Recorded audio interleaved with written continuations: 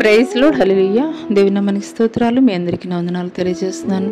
ఈ దినం కొరకు దేవుడు సిద్ధపరిచినటువంటి మాటలు, ప్రియ సహోదరి సహోదరుడా, నీ జీవితంలో నువ్వు ఎదుర్కొంటున్నటువంటి ప్రతికూలమైనటువంటి పరిస్థితులను బట్టి అనేక సార్లు తొందరపాటు నిర్ణయాలు తీసుకోవాలనేటువంటి ఆలోచనలకు నీవు వెళ్ళిపోతున్నావా? అయితే ఈ మాటలు దేవుడు నీ కొరికే మాట్లాడుతున్నారు. నా ప్రాణమా, నీవేళ కృంగి ఉన్నావు, నాలో నీవేళ తొందరపడుచున్నావు.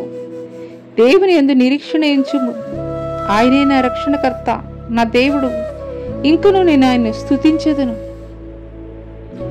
అనేక సార్లు నీ జీవితంలో నీ చుట్టూ ఉన్నటువంటి పరిస్థితులు తొందర పెట్టేవిగా ఉంటాయి.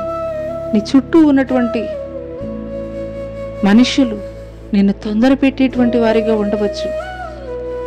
కానీ అటువంటి పరిస్థితుల్లో నువ్వు తొందరపాటు నిర్ణయాలు తీసుకోవడం కాదు, కానీ దేవుని పట్ల నీవు పరిపూర్ణమైనటువంటి నిరీక్షణ కలిగి ఉన్నప్పుడు నిశ్చయముగా నీ నిరీక్షణని ఆయన వ్యర్థం చేసేటువంటి వాడు కాదు. అబ్రహాము జీవితంలో దేవుడు వాగ్దానం చేసిన తర్వాత 25 సంవత్సరాలు ఎదురు చూశాడు దేవుని యొక్క వాగ్దానము కొరకు. ఆయన యొక్క నిరీక్షణ వ్యర్థము కాలేదు.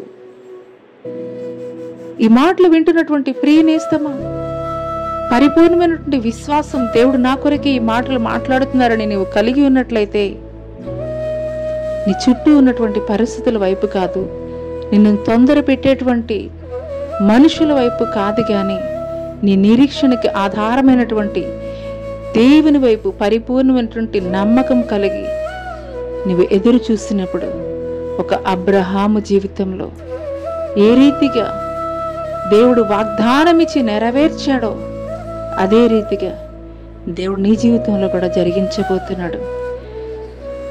మంచి దినములు నువ్వు చూడబోతున్నావు. ఆయన మంచితనం అంతయు కూడా నీ మీద చూపించబోతున్నాడు. అట్టి కృప దేవుడు నీకు దయచేయనుగాక. ఆమేన్.